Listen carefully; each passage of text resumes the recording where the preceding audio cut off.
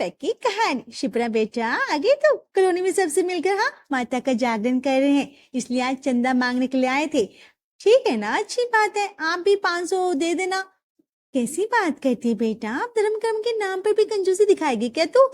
मैंने तो पहले ही 2100 की पर्ची कटवा दी है, बस पैसे लेने के लिए शाम को बुलाया है उन्हें। अब देख लेना, ये इज्जत की बात हो गई है, ठीक है? अरे दे दो ना 2100, क्या फर्क पड़ता है? माँ, आपको एक बार पर्ची कटवाने से पहले मुझसे पूछना नहीं चाहिए था क्या? सब काम आप अपने हिसाब से ही कर लेती हो। तुम ये लो 2000 और आप ना अपने पास से 100 मिला देना। अब बस मेरे पास इतना ही। इतना कहकर शिप्रा अपना बैग टेबल पर रखकर अंदर चली जाती है। पता नहीं क्या समस्या है इस लड़की को, हमेशा चिड़ी चिड़ी सी रहती है, कभी सीधे मुंह से बात ही नहीं कर सकती है। अब बताओ, धर्म कर्म के नाम पर भी पैसे देने से पहले इसे मुंह बना रही है जैसे मैंने इससे पकौड़ियां खाने के लिए पैसे मांग लिए हो। है ऐसा ही होता है माँ जी, जब इंसान समय से शादी नहीं करता ना, फिर वह ऐसे ही खिसियाता घूमता है। इसलिए तो कहते हैं दुनियादारी भी उतनी ही जरूरी होती है। आपने भी ना जोर से ज्यादा ढील दे रखी है शिप्रा को, तभी तो अपनी मनमानी करती घूमती ही रहती है। मैं तो कह रही हूँ अभी भी देर नहीं हुई है, कोई ढंग का लड़का देखकर हाथ पीले करवा दीजिए।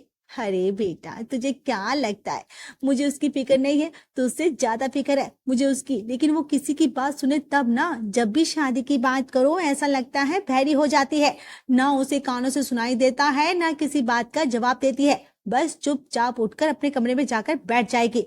मुझ पर तो खूब हुक्म चला लेती हैं आप, अपनी बेटी के आगे नहीं चलती आपकी? बात तो नहीं सुनती तो 2-4 लगाइए कान के नीचे, ऐसे अपनी मनमानी करेगी क्या? और वैसे भी ना बड़े बूढ़े कह गए हैं, शादी ब्याह का फैसला तो घर के बड़े बुजुर्ग ही लेते हैं और अच्छे लगते हैं। आपने शिप्रा से ज्यादा दुनिया देखी है ना, आप ज्यादा समझदार हैं। और वो बहू दिशा ने जानबूझकर सास को बड़ा चढ़ा दिया था ताकि वो उसकी बातों में आकर शिप्रा के ऊपर शादी के लिए दबाव बनाए। शकुंतला की 3 संतान थी, 2 बेटे और 1 बेटी। बड़ा बेटा हरीश तो शादी के 1 साल बाद ही अपनी पत्नी को लेकर अलग रहने लगा था। हरीश एक बार अलग क्या हुआ, उससे तो पीछे मुड़कर कभी माँ भाई बहन की तरफ देखा ही नहीं। जब तक पिताजी जिंदा थे तब भी फिर भी हरीश तीज त्योहार पर माँ बाबूजी से मिलने आ जाया करता था, लेकिन पिताजी के जाने के बाद तो जैसे वो अपने घर का रास्ता ही भूल गया था। माँ शकुंतला के पास अभी भी 2 बच्चों की जिम्मेदारी थी और इसलिए वह हमेशा चिंता में रहती थी और उसको पढ़ाया लिखाया। तुम्हारे बाबूजी को बहुत उम्मीद थी कल को वही अपने छोटे भाई बहनों की जिम्मेदारी संभालेगा, लेकिन देखो जिम्मेदारी का समय आने से पहले ही हरीश तो मैदान छोड़कर भाग गया। और तुम्हारे पिताजी, उन्होंने भी तो उम्र बरसात निभाने का वादा किया था, वो भी मेरा हाथ छोड़कर चले गए। समझ में नहीं आता करूँ तो क्या करूँ, क्या करूँ बेटा बता अब तू। अरे आप क्यों बोल ना, क्यों नहीं बोल रही तू? अब बोल ना, मैं क्या करूं बता।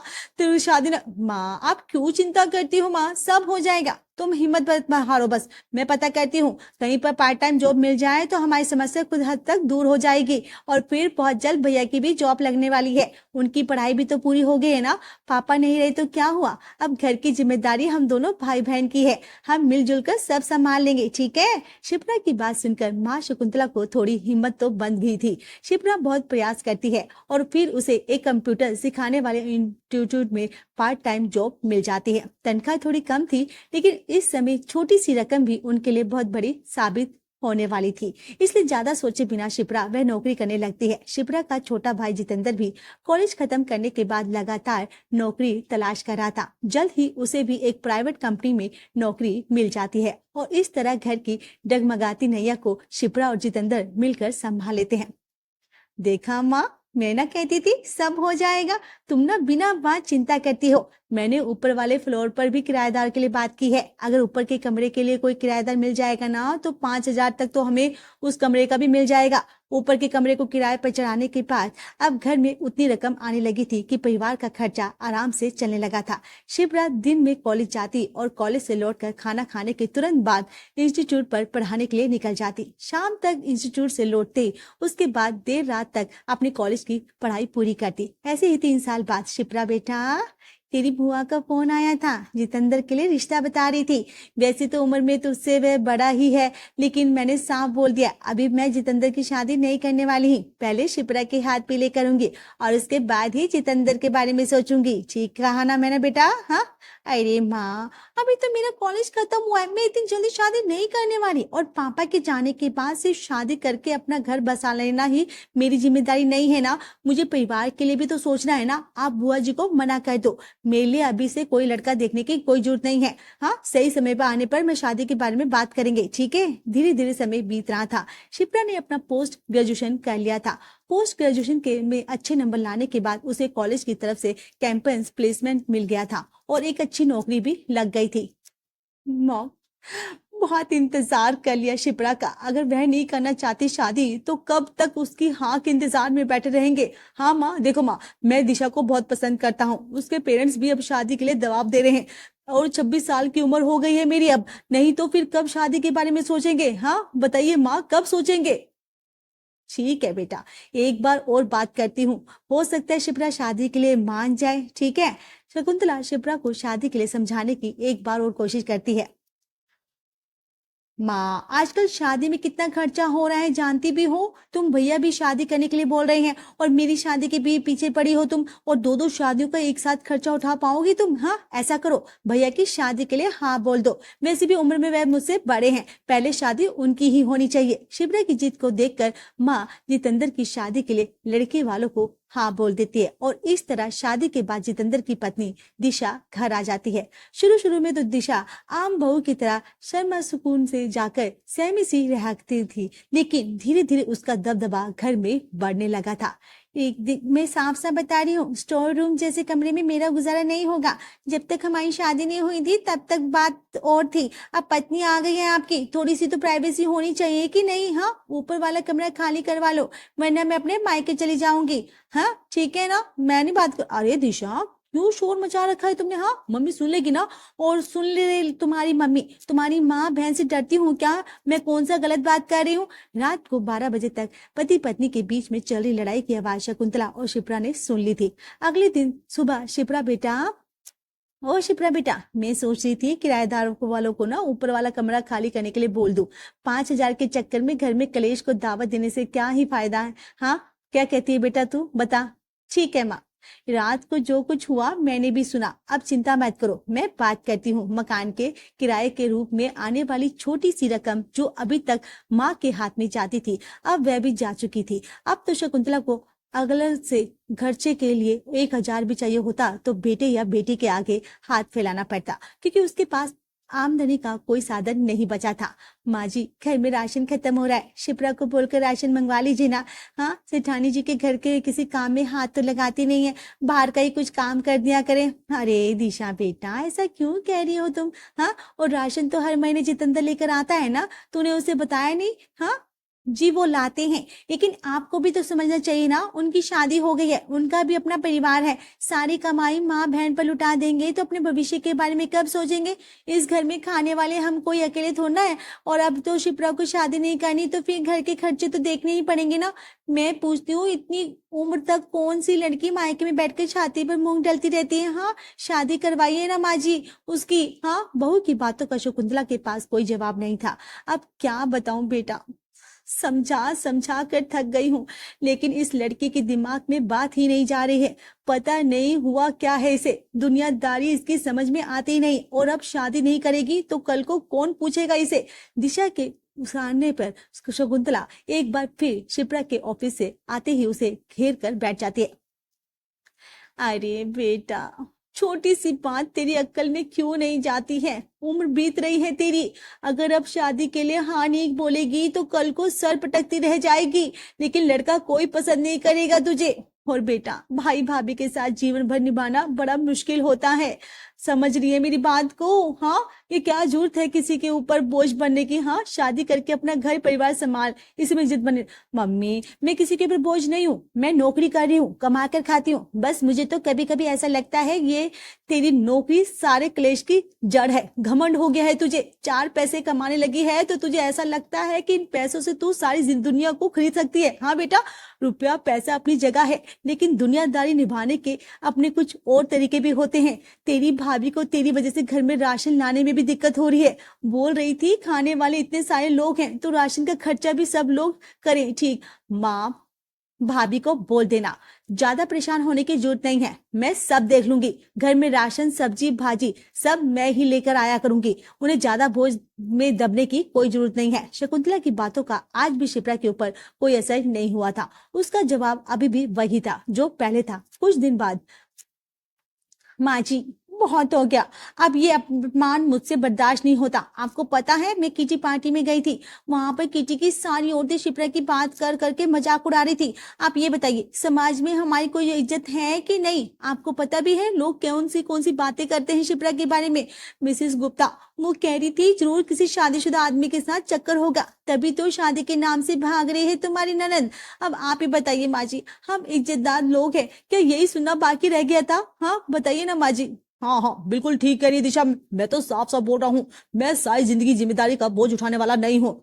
अरे भाई, हम अपना परिवार देखेंगे या बस इसी के चक्कर में लगे रहेंगे? आपको पता भी है ना, कहीं शादी पार्टी में चले जाओ, रिश्तेदारी में कोई मिल जाए, हर कोई सबसे पहले यही पूछता है शिप्रा की शादी क्यों नहीं हो रही है भाई। अरे आप ही बताओ किस किस को समझाते फिरेंगे हम लोग? हाँ तुम बताओ मम्मी, अब आप चुप क्यों बैठे हो?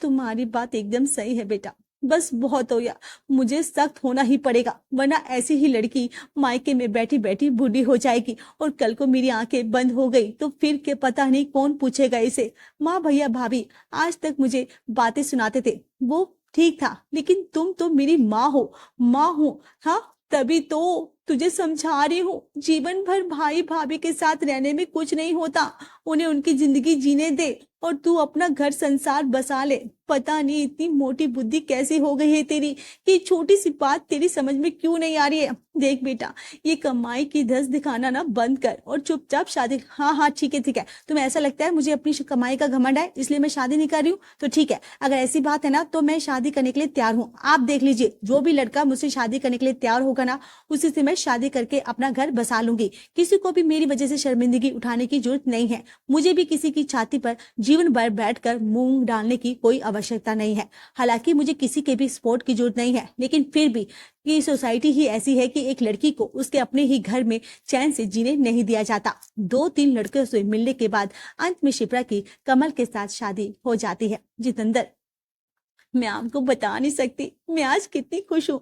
अरे तुम्हारी बहन गई यहाँ से, उसकी शक्ल देख देख कर मेरा पारा गर्म हो जाता था। देखो जी, ननद तो मेहमानों की तरह आती हुई अच्छी लगती है, 24 घंटे सर पर बिठाकर कोई रख नहीं सकता।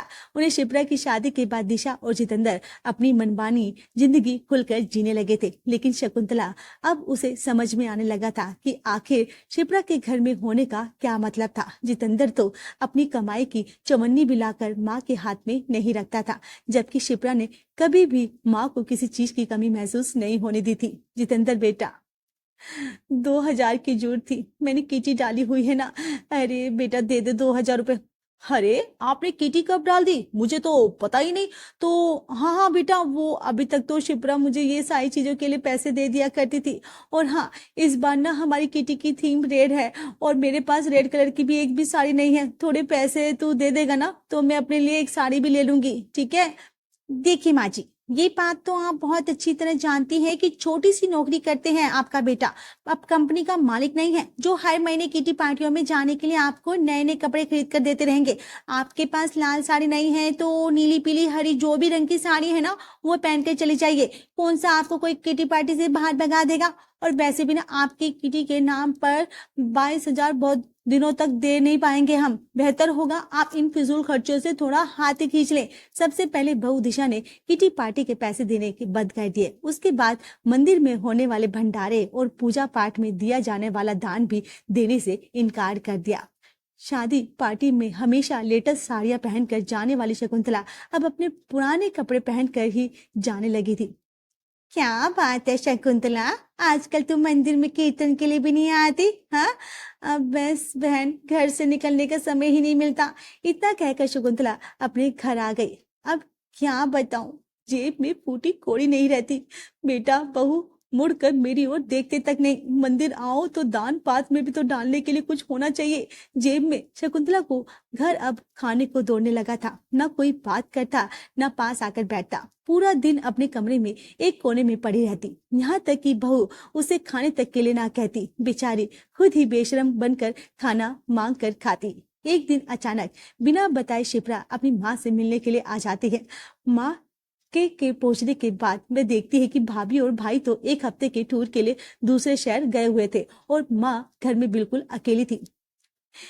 ये तेरे साथ कौन है बेटा? हाँ, मैंने पहचाना नहीं। माँ, आपका चश्मा कहाँ है? मेरे साथ आपके दामाद आए हैं। और कौन आएगा?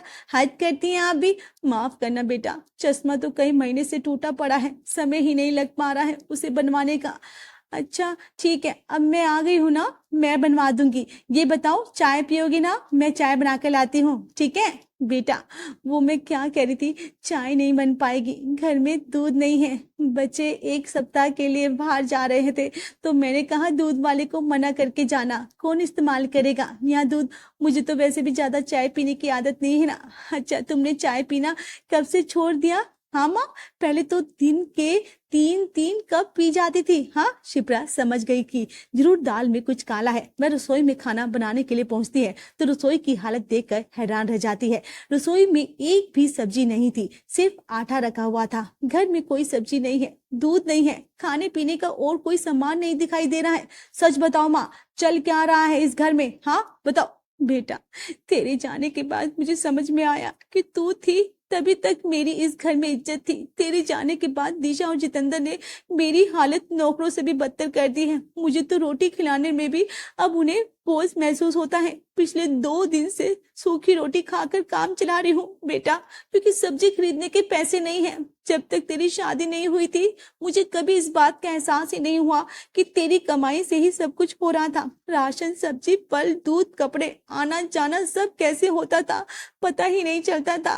राम जी, अब तुम्हें समझ में आया कि मैं आखिरी शादी क्यों नहीं करना चाहती थी। माँ, बेटा मैं समझ गई तू क्यों नहीं करना चाहती थी, तू अपनी माँ के साथ रहना चाहती थी ना। मैं माँ क्या करूं बेटा, तुझे भी मैं इस दुख भैया भाभी के उसमें नहीं देखना चाहती थी। माँ, मुझे आपके साथ ही रहना था, अब क्या करूं माँ। तुम अपने बेटे और बहू के ऊपर अंधविश्वास था, लेकिन मैं तो सबसे पहले सच्चाई देख चुकी थी। मुझे पता था मेरे जाने के बाद तुम्हारी हालत बद से बदतर हो जाएगी। तुम्हारी दवाइयों का खर्च, कपड़े, खाना पीना, घर का राशन, दूध सब मेरी ही तनख्वाह से आता था। मुझे तुम्हारी चिंता थी, इसलिए मैं शादी के नाम से भागती थी। सोचा था अपनी माँ के साथ रहूंगी, लेकिन मेरी माँ ही मुझे नहीं समझ सकी। कोई बात नहीं, तो मैं क्या करती माँ, आपने इतना वो। बेटा मैं क्या करती, तू खुश रह अपने जीवन में, तो मैं तो किसी तरह काट लूंगी। तेरी शादी हो गई, इससे अच्छा क्या होता। माँ चलो मेरे साथ। मैं सब समझती थी, इसलिए शादी में पहले ही मैंने आपके दामाद के सामने शर्त रखी थी कि मैं अपनी माँ को साथ रखूंगी और उन्हें कोई ऐतराज नहीं। वो आपको लेने ही यहाँ पर आए हुए हैं। आपकी बेटी आपके लिए सारे फर्ज निभाएगी। माँ भूलो मत, मैं कमाती हूँ और ये मेरा घमंड नहीं, अभिमान है। शिप्रा की बात सुनकर माँ की आंखों में आंसू आ जाते हैं और वह उसके साथ उसके घर चली जाती है। शकुंतला ने आज एक बहुत बड़ी सीख ली थी कि बेटियां बोझ हो ऐसा बिल्कुल भी नहीं है। आज की बेटियां तो कमाकर खुद भी खा सकती हैं और समय आने पर माता पिता को भी चैन से बिठाकर खिला।